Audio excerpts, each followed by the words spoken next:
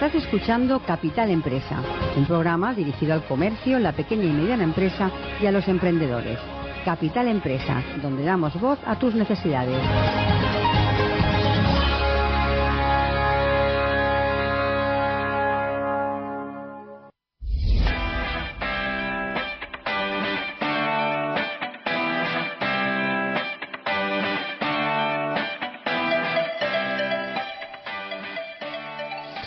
Para el año 2020, las personas que de una u otra manera utilicen Internet van a generar un promedio de 1,7 megabytes de datos por segundo, mientras que para el año 2025 el Internet de las cosas aportará una generación de 90 zettabytes de datos, haciendo que el volumen global de estos llegue a la exorbitante cantidad de 135 zettabytes.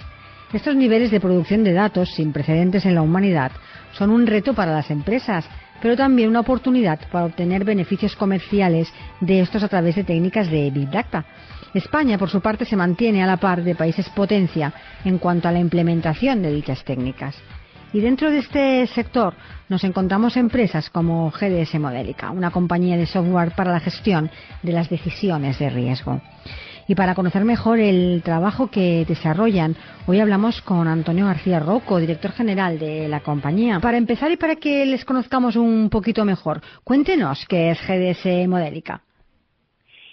Pues GDS Modelica es una compañía que tenemos operaciones a nivel global, estamos operando en los 5 continentes y estamos muy focalizados en, como tú muy bien has dicho, en todo aquello que tiene que ver con dotar de inteligencia a los procesos de negocio. Dotar de inteligencia, pues utilizando técnicas de gestión de decisiones, o lo que los ingleses llaman el decision management, utilizando técnicas de inteligencia artificial, big data, como bien decías tú, etcétera, ¿no? Utilizando información, transformar esa información al final en decisiones que las compañías tienen que tomar en su día a día, ¿no? Básicamente. ¿Cuáles son los principales sectores donde ustedes aplican sus soluciones? Pues fíjate, esa es una buena pregunta. Básicamente estamos muy orientados, porque sí que es verdad que es un poco, que fueron aquellos sectores que fueron un poco punta de lanza en todo lo que tiene que ver con servicios financieros, seguros, etcétera, aunque sí que es verdad que todas estas técnicas de inteligencia artificial pues se pueden utilizar prácticamente en cualquier tipo de negocio, y es un poco la tendencia, ¿no? La tendencia es que cada vez más, y esto entendiéndolo en el buen sentido de la palabra, sean algoritmos y máquinas las que tomen muchas de las decisiones que que nos afecten como ciudadanos en el día a día. ¿Cómo nos definiría usted el perfil de sus clientes?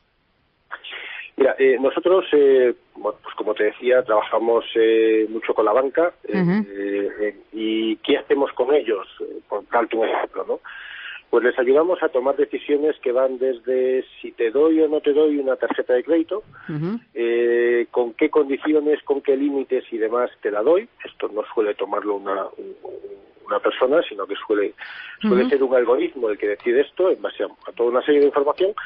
O si haces una transacción con tu tarjeta de crédito desde cualquier centro comercial, pues si esa transacción es o no lícita, es decir, es o no un fraude, hasta temas de qué tipo de condiciones te doy una hipoteca o a cuántos años, o etcétera, ¿no? Ese tipo de decisiones son las que normalmente solemos tomar con la mayor parte de nuestros clientes, ¿no? Eso en el mundo financiero, pero en cualquier otro sector, pues decisiones de ese estilo, ¿no? Esos miles o millones de decisiones. Imagínate que un banco tiene que tomar en su día a día, pues obviamente no puede haber un ejército de personas detrás evaluando eso, sino que hay algoritmos y máquinas que lo hacen. Ya que estamos hablando del sector bancario, si no me equivoco, recientemente han firmado ustedes un acuerdo con Unax para proporcionar nuevos servicios de Open Banking. Cuéntenos un poquito en qué consiste este acuerdo. Claro, el Open Banking es una de las tendencias que no solamente estamos viendo aquí en el mercado español, sino en otros muchos mercados, y que consiste básicamente en el cambio de paradigma de no es la institución, en este caso el banco, el dueño de los datos de cada uno de nosotros como ciudadanos y consumidores, sino que somos nosotros, ¿no? Cada uno de nosotros, y esto es un poco lo que se ha articulado en la ley a partir de la directiva europea y demás, ¿no? Y eso tiene muchas implicaciones y tiene implicaciones directas en el mundo de la banca, en el sentido de que tú como ciudadano, como consumidor, puedes decidir que los datos que tienes en otros bancos sean accesibles para un banco en particular, porque entiendes que eso te va a proporcionar ventajas a la hora de tener acceso al crédito, etcétera, etcétera. Entonces, desde un punto de vista tecnológico, eso lo que implica es que, por un lado, nosotros proporcionamos tecnología que permite, una vez el acceso a todos esos datos que un consumidor puede tener en diferentes bancos, el analizarlos y el ayudar al banco tercero a tomar decisiones, digamos, de una manera mucho más precisa, ¿no? Para conoceros todavía para conocerlos un poquito mejor, sí. Cuéntenos un poco de dónde surge Modélica, cuánto tiempo llevan ustedes en el mercado. Pues mira, nosotros como tal compañía llevamos unos 15 años en el mercado español, y hace como unos 5 o 6 años, bueno, pues nos integramos en un grupo más internacional, con sede en Estados Unidos, con sede en Dallas. Y siempre con esa idea, ¿no? Con la idea de estar muy, digamos, en el mundo de la innovación, en el mundo de la inteligencia artificial, de estos sistemas que ayudan a la toma de decisión, y estar ahí un poco en la cresta de la ola, cosa que no es fácil, porque efectivamente aquí hay grandes competidores y que lo hacen francamente bien, manejando este tipo de cosas, ¿no? Nosotros nos hemos especializado más en esto, en sistemas que por un lado ayudan a tomar decisiones, como las que antes te contaban, sistemas que optimizan cosas, ahora con el Internet de las cosas y demás, pues cada vez el acceso a la información es mayor y cada vez tienes más información y en tiempo real, que no solamente te viene de personas en sí, o de fuentes de información, sino también de sensores, etcétera, y con toda esa información, pues al final se pueden optimizar procesos, se pueden tomar decisiones, como decíamos antes, de una manera mucho más fiable, etcétera, etcétera, ¿no? Esa es un poco la idea de la compañía, el estar ahí un poco en esa cresta de la ola, en todo lo que tiene que ver con la toma de decisión, la inteligencia artificial y el manejo de datos masivos, ¿no? ¿Cuál sería su valor añadido frente a otras propuestas que nos podamos encontrar en el mercado? Porque cada vez son más las compañías que aparecen, ¿no? Dentro de este sector, ¿no? El de tratamiento y gestión de los datos. ¿Cuál sería su valor añadido? Claro, aquí más que tratamiento y gestión, que obviamente lo hay, pero la idea es más el transformar esa información o esos datos en decisiones, más que la gestión propiamente dicha desde un punto de vista más tradicional, ¿no? Nuestro valor añadido, bueno, primero no hay muchos competidores, esto es cierto. Nuestros competidores son más competidores globales, quizás, que competidores por país, que competidores de nicho. Pero nuestro valor añadido, no sé, yo creo que está en, como decíamos, en la innovación, por un lado, sin duda, y por otro lado, el estar constantemente pegados al mercado. Al final, nosotros pensamos que el mejor laboratorio para generar nuevos productos, soluciones, etcétera, y nosotros realmente vendemos una arquitectura de decisión más que otra cosa, es que te lo cuenten tus propios clientes, ¿no? Y que ellos te digan un poco qué es lo que necesitan, qué es lo que les está demandando el entorno para ser competitivos y a partir de ahí pues intentar generar esas soluciones o esa inteligencia que les ayude a ellos, ¿no? Ese estar pegado al terreno, yo creo que es otro de nuestros valor añadido. Y quizás en tercer lugar,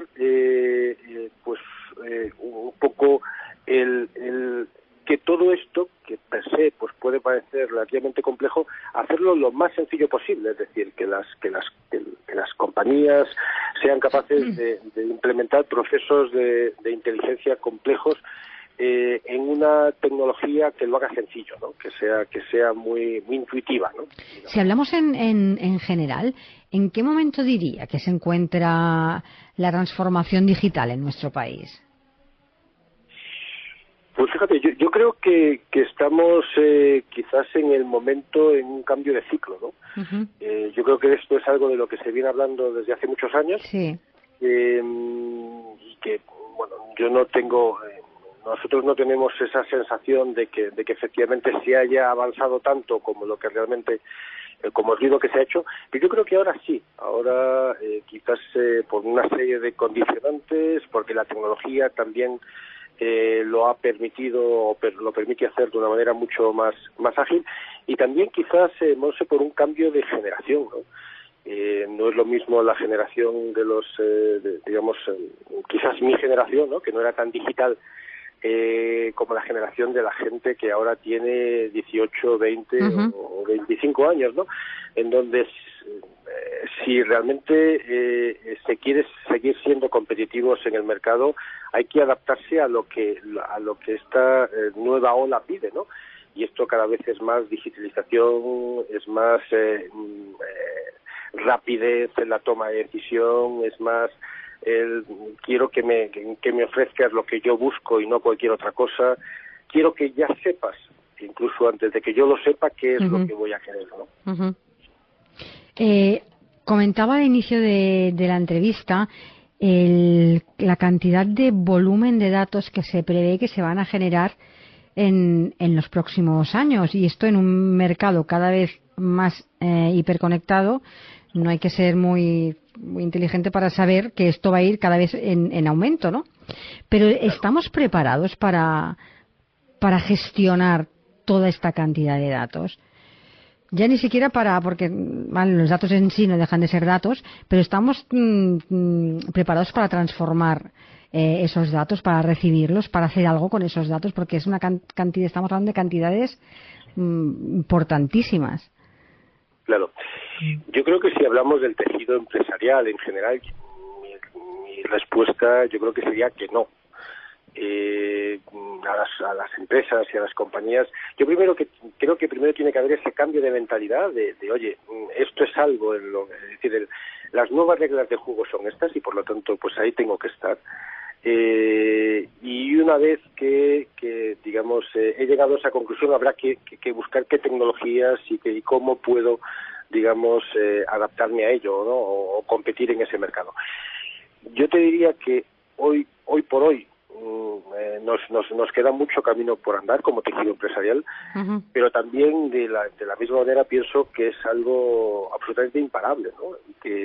Y que hacia ahí nos tendremos que adaptar de una manera muy rápida y tendremos que ser capaces de empezar a considerar la inteligencia dentro de la empresa y esa inteligencia del día a día y esa continuo fluir de acciones que como compañía podemos hacer con nuestros clientes, dotarles de la suficiente digamos inteligencia como para que seamos competitivos en el mercado, ¿no? Uh-huh. Si no alguien lo hará, y mejor hacerlo nosotros, ¿no?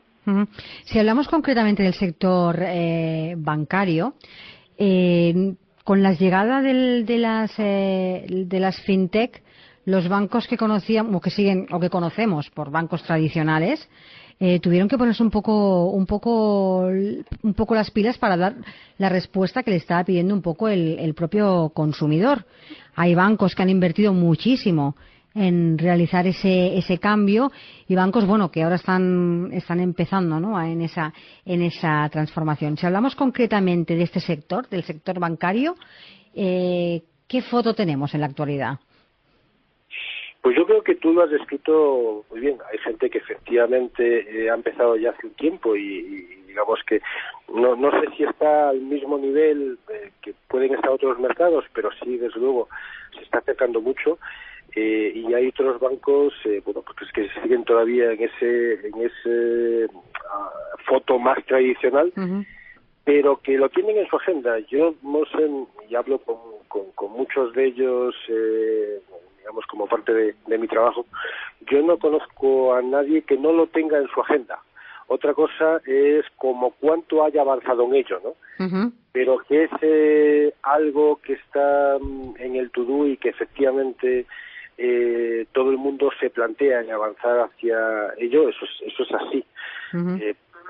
Porque como hemos dicho, pues alguien con 25 o 30 años, pues hay mucha gente que no ha ido nunca a una oficina bancaria, ¿no? Y Pues sí. además es que no se lo plantea ir. Pues si eres banco y tus clientes pues van a empezar a no ir a las oficinas, pues tienes un problema. A no ser que hayas desarrollado medios alternativos, claro, obviamente, ¿no? Ujú. ¿Cómo cree que va a seguir evolucionando todo el sector? ¿Con qué rapidez vamos a ver que los bancos están implementando ya toda esa transformación? Pues fíjate, en este momento ya tenemos aquí en nuestro país bancos que ya operan únicamente por el móvil. Sí. Esto, bueno, pues hace muy poquitos años era ciencia ficción, ¿no? Uh-huh. Bancos que operan únicamente por Internet y además no tienen, digamos, prácticamente intervención humana en los procesos, ¿no? Y hacen todo lo que ahora se llama el customer onboarding, es decir, bueno, Sí. cuando tú te abres una cuenta y o pides un préstamo y demás, y esto ya lo hacen algoritmos, y lo hacen máquinas, y no lo hace nadie que esté no lo hace ninguna persona que esté detrás o con una implicación muy pequeña, ¿no? Uh-huh. Yo creo que esa es la tendencia. Bien es cierto que luego no es lo mismo si tú examinas una población urbana como puede ser Madrid o Barcelona o otras muchas de nuestro país, o una población rural, en donde obviamente, bueno, pues las oficinas todavía tienen su peso, ¿no? Pues yo no creo que vaya a desaparecer la banca clásica en los próximos años, pero creo que sí cada vez más va a tomar más peso la banca digital frente a las oficinas tradicionales, eso sin duda. E incluso en las oficinas tradicionales muchas entidades que operan en nuestro país ya están implementando, bueno, pues oficinas que más que oficinas de banco pues parecen naves espaciales, ¿no? Es verdad. Es decir, ya nos estamos moviendo un poco hacia ahí, ¿no? Uh-huh. ¿Con qué rapidez? Pues con la rapidez que el mercado lo exija, porque al final el mercado es el que manda, ¿no? Y yo sí que veo que igual que está pasando en Estados Unidos o Inglaterra, donde, bueno, pues quizás allí van algún año por delante, pues aquí no tardaremos mucho en cogerles, ¿no? Uh-huh. Señor Antonio García, ya para ir finalizando y centrándonos en GDS Modélica, ¿cuáles son sus próximos objetivos, los objetivos más cercanos? Pues como bien decías tú, para el año 2020, aparte de seguir diversificándonos desde un punto de vista geográfico, aquí desde España pues cubrimos todo lo que tiene que ver con Europa, Oriente Medio, África y Latinoamérica, lo cual es un territorio considerable. Sí nos vamos a centrar bastante en todo lo que tiene que ver con el crédito responsable, con la banca responsable y todo lo que eso implica desde un punto de vista de tecnología y de normativa, y ahí entra la PSD2 que antes hablábamos, etcétera. Yo creo que toda esa parte de crédito responsable y banca responsable es una de esas cosas que en 2020 bueno pues va a crecer en el mercado y poco a poco va a ser adoptado por los bancos. Todo lo que tiene que ver con la digitalización, con todo el mundo, con toda la parte no solamente de dotar de inteligencia de negocio, ¿no? A la hora de tomar decisiones, sino también de generar interfaces que sean inteligentes, pues vía chatbots, vía robots que sean capaces de entender el lenguaje natural, etcétera, etcétera, y a partir de ahí interactuar o facilitar esa conversación hombre-máquina. Y todo lo que tiene que ver con el cloud, el big data, etcétera, que al final pues no deja de ser el petróleo que nutre toda esa maquinaria, pues en esos tres pilares nos vamos a intentar centrar en el año 2020, ¿no? Pues, señor Antonio García, muchísimas gracias por haber participado en nuestro programa y que continúen los éxitos. Muchas gracias. Muchísimas gracias a vosotros. Un saludo. Chao. Estás escuchando Capital Empresa, un programa dirigido al comercio, la pequeña y mediana empresa y a los emprendedores. Capital Empresa, donde damos voz a tus necesidades.